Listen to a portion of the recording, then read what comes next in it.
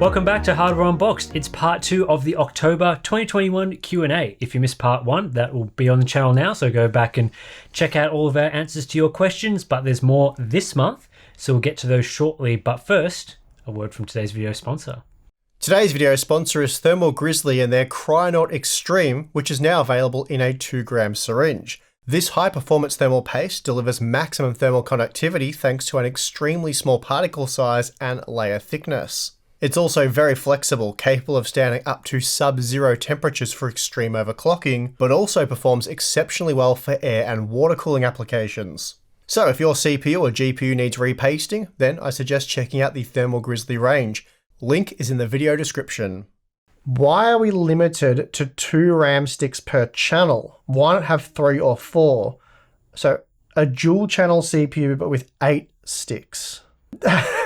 I'm pausing to think about the answer. It's not a weird question. It's just kind of like, well, I guess the main answer would be like you're challenged by real estate. It's the DIMM slots that take up the space. So it makes sense in a standard desktop board to offer dual channel because then you only need a minimum of 2 DIMM slots. Whereas if you have 4, you've got the flexibility to upgrade the memory there while, still maintaining dual channel. Whereas like quad channel boards, keeping that same sort of process, you need 8 DIMMs. Yep. So there's really no advantage. Like if you're going to stick way more DIMM slots on the board for, I guess, expanding capacity, you might as well take advantage of the bandwidth that you could get from that, right? Yeah, I think so. I think, it's mostly sort of I'm missing something. Like a complexity reason. Like you have to add more signaling lanes into the board. On a standard ATX board, it's just not possible because, first of all, as I said, the DIMM slots themselves take up quite a bit of space. They're long, they are narrow, but they are quite big, and 4 of them, you're taking a fairly big chunk of the board. And as Tim said, the signaling is the big thing. Like a huge section around those to the CPU is occupied, by the signaling, the wires essentially in the PCB, the copper layers. So yeah, and they've probably done the research on like how many people use 1 versus 2 sticks per channel. Most people, So how many of them people would use 3 sticks per channel? Like, how many people are going from say 16 gig to 32 gig, and then they want to add in like another 16 gig into a third channel? Like, how often does that happen? And the CPUs only support so much capacity anyway, so you'd probably be exceeding or meeting the full capacity of the CPU with low density sticks, which I don't really know why you'd do that. It sort of just doesn't make sense. So I guess that's the reason why they don't do it, because there's other ways to achieve the same thing through a much neater sort of method. But it would be good to have 3 or 4 channels and then it be, tri or quad channel memory, so that you can still get your 2 sticks per DIMM on a more desktop. Yeah, I mean, that takes up your memory controller becomes not infinitely, but it becomes significantly more complex. Yeah, that's right. And then, how much more silicon real estate do you want to dedicate to the memory controller to support quad channel memory that is going to net you virtually no extra performance because you either don't have the cores to take advantage of it or the workload. Well, it's interesting you say, because Apple's new M1 chips do have more than dual channel memory. They run, I can't quite remember how many channels on, because they use LPDDR, which is different. Yeah. If the memory was channels, but it's a lot more channels. Yep. And obviously the benefit there is much higher bandwidth for their integrated GPU. So it would be interesting obviously a platform like AM4, you get some CPUs with no integrated graphics, but others do have integrated graphics. So it'd be interesting to see, having quad channel memory on that sort of platform may benefit iGPU solutions, and they could make more impressive iGPUs. Yeah, I mean, for most desktop PCs, it's not really a consideration, I suppose. True. Though it might be going forward if GPU prices stay the way they are. All right, Tim, do you think it's time we normalize super thick boys? We're talking 4 to 5 slots here, Tim. 5 slots. Ooh. GPUs are like the Asus Noctua 3070 for better silence and cooling in the future, since Crossfire/SLI and anything other than the first PCIe slot on the motherboard aren't used by the average gamer. There is plenty of unused space in an ATX system for larger GPUs, so that's certainly true. Personally, I'd rather a bigger heatsink than water cooling to get lower temperatures. I think the main concern is there's some design challenges, I suppose, of how you attach it to the I/O bracket, and reducing things like GPU sag, which can be quite difficult. Yeah, weight would be a big issue. Weight is the big problem because not only is it's not just the actual PCB that the cooler is attached to, that you can reinforce that with relative ease to stop it from flexing. There's the bit of the droop off the bracket, which can be a problem. And then there's also an enormous amount of pressure placed on the PCI Express slot itself. So if you delicately put the system down, you install a card and you don't touch it, probably going to be okay. But if you pick it up and you sort of put it down quite harshly, there's quite a thud there on the weight of the card that would really stress the slot. And of course, if you chuck it in your car and take it somewhere, it's really going to give that PCI Express slot a workout. So weight, as Tim said, is the really big concern there. But also, I think maybe for flagship cards, it might make sense, but for most cards, you don't want it to be wildly impractical. You want to be able to move it from case to case, from system to system. You don't want to run into a situation where when you go to resell it, or even when you're buying it originally, that case compatibility becomes a really big issue. And I know in most instances you're talking about going downwards, so you could make the card more compact, but then it's a balance of why make it narrower that way and go that way. And you have all the drawbacks we just spoke of rather than going. So, yeah. I think what we've seen even with current cards is stuff like the RTX 3090 Founders Edition has a pretty good cooler on it, and it's only a triple slot. So in this question, where you're talking about adding 1 or 2 slots on top of that, how much would that benefit a 3090? 3090s run pretty quiet. They're reasonable. And that card is already a 350 watt GPU. Like, you'd have to be talking 500 watt GPUs to justify sort of your 4 slots. Yeah, and the other I guess if you're extracting the heat away efficiently enough from what is the front side, the GPU side of the card, it's probably not as much of an issue as what I was thinking about, but it's all good and well to have a giant cooler for a super power hungry card, but you are still going to get a lot of built up heat on the other side of the card as well that would need to be extracted. So you'd need like a 4 slot card where you've got 3 slots of heatsink at the bottom and 1 slot of heatsink at the top. Yeah, which would have zero compatibility with just a bit, well, not zero, but it would have near enough to zero compatibility with most systems. So I think, probably not going stupid on the coolers is the way forward. Yeah. I think we've seen 3 slots sort of be that optimal spot. Yeah, because you could have had this conversation back in the Fermi days. Yeah. That, oh my God, cards are going to need to be 3-4 slots now to keep them cool. And it'd be easier to have a 4 or 5 slot cooler if it was reinforced on both sides. Like if you had the I/O bracket on both ends. Sure. Obviously, you wouldn't have it on both ends. It's It makes like sense. A table end. But if you had one there and one there, then you'd stop the droop that you get on that outer edge. So that would some cases have things like that. Yeah, I've seen some of those there's poles and brackets and stuff. A lot of things like that, but again, you don't want to require that for every GPU. No. So. Okay, sort of an interesting one. We don't usually pick these sort of specific my hardware specification, what should I do?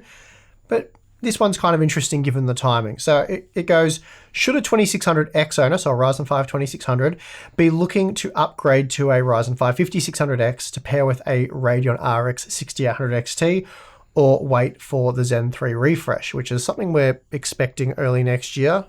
Hasn't been officially announced yet. It's been hinted at, and we expect it early next year. Should you wait? The 2600 is a decent gaming CPU.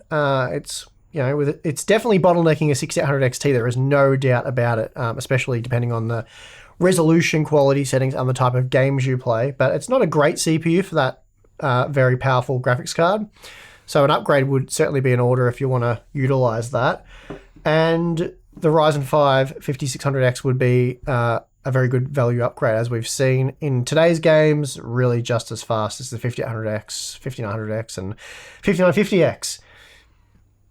I would probably wait, and you really don't have to wait long now, till Alder Lake's out, see how that compares. Obviously, Alder Lake is of no interest to this particular buyer, but it may drive down. You may say Alder Lake hits it out of the park with gaming performance.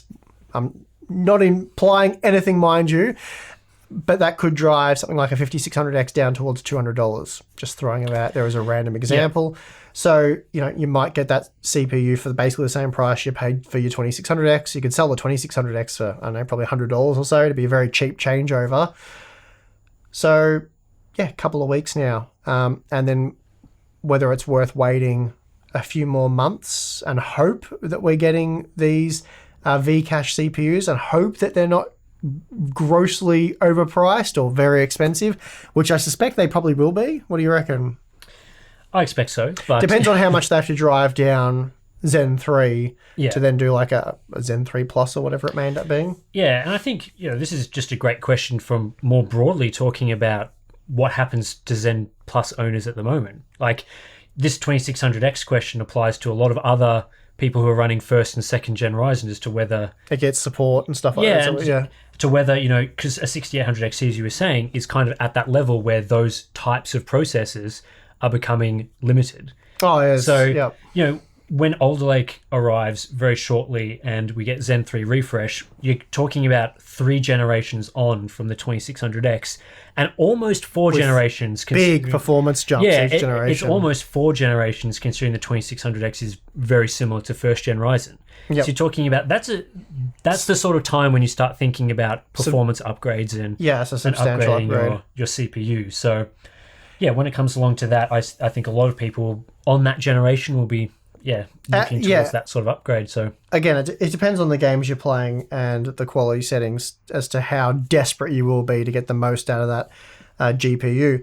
But at the very least, I'd be waiting a few more weeks, see what Alder Lake does to the market, whether that shakes things up a bit or not, and make your decision then whether you wait a bit longer or if a bargain presents itself, then snap that up and that sort of solves itself. Do you think the average level of graphics cards are improving faster than the demand video games put on them? And is this another reason companies like Nvidia are driving up prices? So a bit of a chicken and egg situation there with Nvidia being dirty on the end. Because seems not much struggles with my 3070 at 4K in the current gaming market. Okay, have you played Cyberpunk 2077? It's a relatively new game. It's a very interesting question, isn't it? I think the pricing thing, it kind of goes two ways because on one hand you could sort of say, I guess Nvidia are trying to charge more of a premium because, lower tier cards are adequate for gaming, so then they try and charge you, through the works for crazy cards that aren't necessarily necessary. But I think that's more just about, I think it's more based on what people are just willing to pay. There's high rollers out there. We've talked about this many times before, that there are people with very deep pockets that are willing to spend thousands upon thousands of dollars for very marginal improvements. Yeah, absolutely. So I think that's largely the driving factor for prices going up. And the other issue you face in sort of thinking it in that way is that games and what games can do are always based on the lowest common denominator. So you don't want a game to come out that can't run on the majority of people's GPUs. They're largely hamstrung by that. You can obviously add in extra effects for higher cards. Yes. It's scalable to a degree. Yes. But the level to which most games scale is, most of the effects are still enabled on your lower settings. It's difficult to create 3 different versions of the game to cater for those different... So like most games, when you go from medium to ultra settings, are doing things like increasing the resolution of shadows. They're not turning shadows on, right? Like they're not going crazy on draw distances and stuff because a lot of these cards still can't handle it and those sorts of things. So I think there is some merit in saying that games aren't improving as fast as graphics cards, but that's also, again, based on the sort of lowest common denominator that people are using. The hardware paves the way. Yeah, that's right. You end up with a crisis type situation or worse. You have to have the hardware there, so then game developers know what they're working with. And I know a lot of people liked Crysis because it was a very future-looking game, so you'd run it years down the track and see what your game does, but in my opinion it doesn't make any sense for game developers to do that because the majority of people play games when they come out. It's a lot of wasted effort. Yeah, it's also the easiest way to get the unoptimized game type, Yeah, because they're like, we've made these ridiculous features for the future when there was maybe a technique that could have been done better. But I think the main reason why we're seeing this situation happening now is because there's been stagnation for a long time in the lower to mid-range of the market. And this has been happening before the current situation of GPUs right now. Because I remember back when you were reviewing cards like the 5500 XT, for example, there was no GPU shortage then, and that card still wasn't really providing you that much more than the RX 580s of the day and GTX 1060. I was going to say Pascal's, not Pascal, Polaris has been around. Yes. Same with the GTX 1650 and GTX 1660 series. Back when those came out, again, not that much of an improvement. So games aren't going to improve in what they can do until those $200 type GPUs are much more powerful, because then that gives game developers the freedom to include many more features. Yeah, and I actually revisited like the RX 580 earlier in the year and found that on medium settings, like pretty much every game, I think it was Cyberpunk 2077 being the only exception, ran at like 60 FPS on medium type settings. Yeah. If I'm recalling correctly. So it's still a very capable gaming graphics card at 1080p anyway. And then some games medium to low at 1440p. So until that thing's like dead, like you just can't use it, you're not going to see a huge leap forward. Yeah, and again, we're right at the start of a console generation, so a lot of the new game engines and techniques that are probably in development at the moment aren't going to come out for several years, which is, that is potentially going to cause some of these cards that might seem good enough now to suddenly seem not good enough anymore, especially cards that don't support more current generation techniques, like don't have great DirectX 12 Ultimate support. Those might start to struggle, but again, that's going to take some time. So I think what you might be seeing pretty with the 3070 for now. I would expect that in a couple of years, once we start getting game engines designed with the next generation in mind, that you'll quickly find that your 3070 doesn't handle 4K very well, especially with Unreal Engine 5. I know some people sort of looking at the demo there, and some of the things you can do in that engine are very easily make these GPUs run at their knees without even factoring in ray tracing. So, well, in my opinion, the thing that really makes games look the most realistic, the most immersive is big textures. Big textures, big draw distances. And they require big VRAM buffers. Yeah, big... So... that's one of the reasons why I think Flight Simulator looks so good, is because look at all that stuff it's loading in. Lighting techniques, I think, have reached that point. So again, that's going to limit some things. But by today's standards, the 3070 is basically, 2080 Ti? It's essentially similar. It's mid-range GPU now, yeah. But the 2080 Ti was an insanely powerful graphics card not that long ago, and that's essentially what you're still running. So you're running a previous generation flagship card. So yeah, that's going to be pretty impressive at 4K for a bit to come. Okay, with Alder Lake. I expected a lot more Alder Lake type questions, to be perfectly honest. But anyway, with Alder Lake introducing E-cores as a major marketing point for Intel, does AMD necessarily have to introduce an E-core design to their own in order to compete? Or do you think there's an alternative approach that AMD can take with the 6000 series that will better capitalize on their market momentum? Well, so nothing is required. Any sort of design can be its own unique thing. Yeah. So they don't have to go down that path. I think they've certainly got plenty of cores. They're certainly ahead of Intel in terms of core count, and they're doing it with big cores only. Yeah, so I think the reason why Intel has wanted to go down this path is that currently they don't have the chiplet technology in place. So one of the ways that they've gone with the E-cores is to make really small cores, try and do as much as they possibly can to increase the performance of multi-core CPUs. So they can get a 16-core die, still make it monolithic, but they're not putting 16 massive cores, which would make the die a lot bigger, the yields would be lower. So they're trying this optimized design where they're still sticking with monolithic, and these E-cores are providing good performance, and they're very density optimized. Whereas AMD, they don't have the incentive to do that. Yeah, it's kind of like flipping the question. It's more they're trying to compete with AMD rather than the other way around. Yeah, that's right. So AMD doesn't need to do that because they can split their cores off into their core complexes and then into chiplets, which can be put on their own dies, and then they've got much smaller dies which can have better yields. So AMD increasing cores could, instead of needing to make the monolithic die larger and larger, they could go from 2 chiplets to 3 chiplets, or whatever more cost-effective amount of chiplets they want, and still use large cores. Now, of course, this doesn't apply to the mobile side, where obviously E-cores have some benefits, or should have some benefits when we see those chips. I mean, they still could on the desktop as well. We haven't tested it, we should note. Yeah, so but I guess the efficiency side, the performance per watt thing that the E-cores are also supposed to help out with isn't as relevant on the desktop as it is on mobile platforms. And again, AMD there may choose to go down big and little cores for mobile because they still use monolithic chips there, and then stick with the chiplet design with just big cores for the desktop. There's all sorts of paths that they could go there, but again, with the 5950X being such a leader in performance as it is right now, maybe they don't have the incentive to do this sort of thing just yet. It may be sort of a future thing. And it could also depend on how well the scheduling challenges play out. Yeah, I imagine if they went for the little core, big core approach, it would actually be two different CCXs. Possibly, yep. So that, I guess they could be more flexible in their approach, again, if they were to do that. Assuming Intel GPUs are at least competitive performance-wise, what recommendations would you give Intel to grab market share? What would they even be able to do in the current market?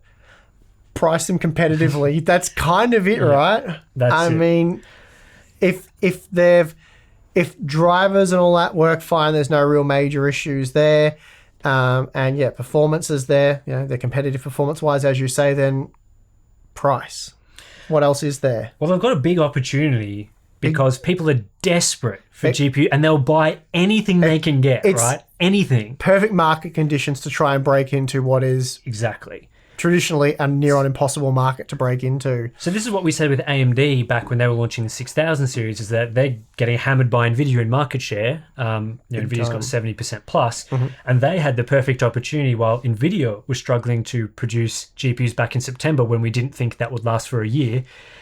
We were saying stuff like, they should really try and aggressively make GPUs to gain market share. Now, of course, maybe that's not the best from a business perspective, but it would have been a good market share play, because if you can't buy an NVIDIA GPU and an AMD GPU sitting on the shelves, then there's your opportunity. People are going to buy those cards. Of course, that didn't eventuate. So now Intel has the opportunity to do that up against people not being able to buy NVIDIA or AMD GPUs. And they don't.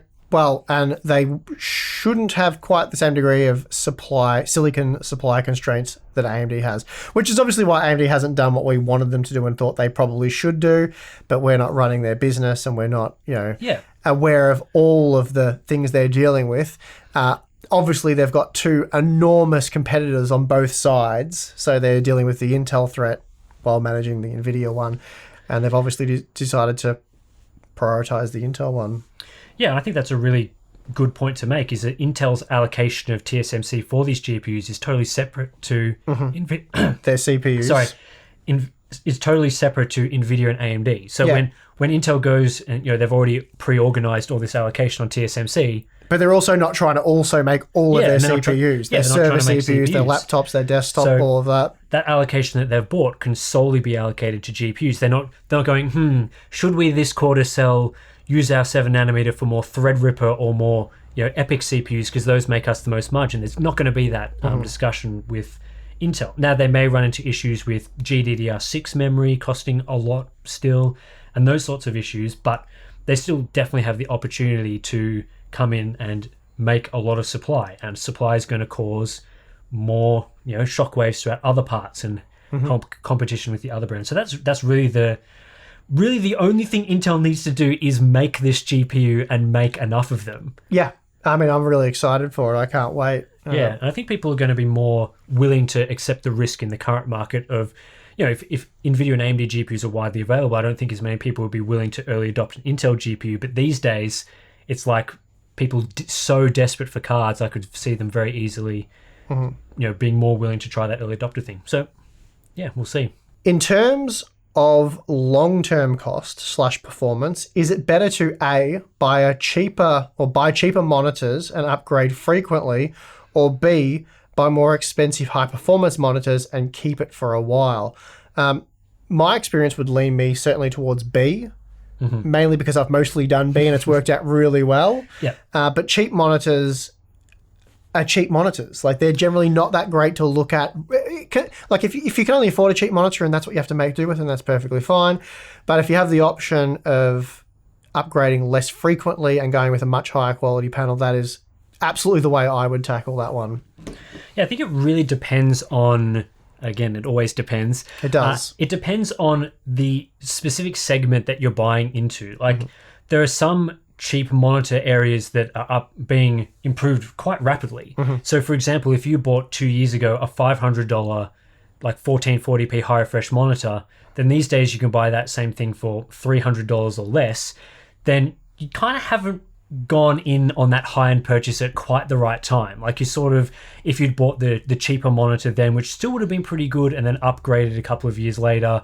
It's much the same though if you spend 200 then 200 again or whatever. Well, it depends how expensive your high-end monitor is getting. Yeah. But I think it's hard to put the value on having it 2 years prior as well and enjoy that 2 years of it. But not to add another complex layer. I think it mostly comes from previous high-end 1440p monitors that cost $500 to $600 are actually worse than current cheap monitors. There's a bad time to do it. So there's kind of that, in that specific segment, you're kind of borderline on maybe buying the cheaper option in that sort of $200 to $300 range and sort of sticking there. But for example, if you were buying a 4K monitor, a 4K high performance gaming monitor from a couple of years ago, that's still going to be pretty good today, depending on the one you get. Yep. And certainly if you bought something like LG's 4K 144Hz panel last year, this year that's still a very good monitor, and it really hasn't, maybe I wouldn't recommend it as firmly as I did the previous year, but certainly you'd still be getting a very similar level of performance buying a high-end product today. So again, I think going B is great if you get going at the real high end. Like if you're buying 1440p 240 hertz, 4K 144, those are going to last you a long time and are going to be better than buying a cheaper monitor now and waiting for that technology to get cheaper. I think it's so complicated as well because it's not as cut and dry as a GPU that really reduces your gaming experience, the performance. Whereas, even if you bought on the tail end of the technology and you got it, say, 2 years ago, like the example you gave, you've still got that 2 years where you've really enjoyed that product, but it's still a valid product for many more years to come. Yeah, it may not be the best option available still, exactly. But are you really going to notice the difference that much? Like, I mean, if you buy 1440p, not to downplay monitor reviews, but if you've got a decent monitor, it generally will carry you quite long into the future, whereas the GPU ages rapidly and it's like, this just isn't working anymore. Well, monitors are not a requirement for games. I think that's mostly what you're saying is like a GPU over time, requirements get higher. And as long as it's not like suffering from horrible ghosting or flickering. If it's giving you a decent image, it's the right refresh rate, you can use that indefinitely, really. I mean, like I said, I used my Dell monitors for over a decade because they were high quality IPS panels that were fantastic for work. Gaming does move a little bit quicker than sort of productivity type stuff. But it's not going to be a situation where the monitor is really hurting the gaming experience.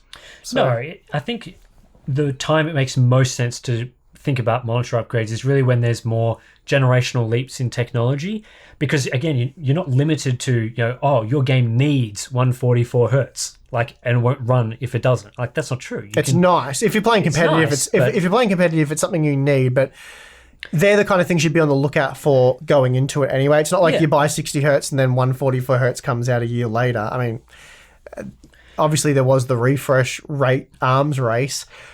But those are the sort of things, like if you have a 1440p high refresh or now medium refresh, like 144 hertz monitor now, there's not a lot of incentive to upgrade to something that's 20% better.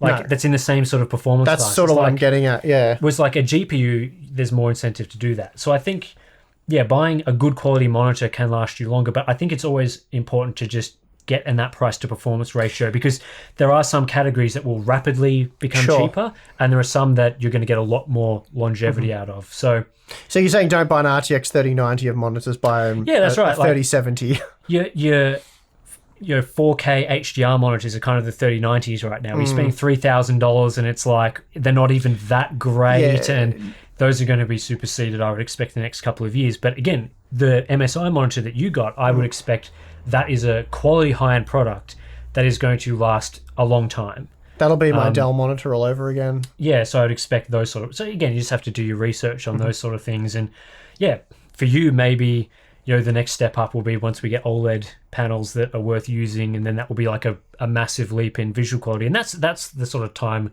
I expect people to upgrade. So certainly, 5 years is fairly typical for a monitor. Yeah. All right, and that about does it for part 2 of this Q&A series. There might be a part 3. We'll see about that. If there's enough questions, there will be a part 3, but we hope so. What else is there to say?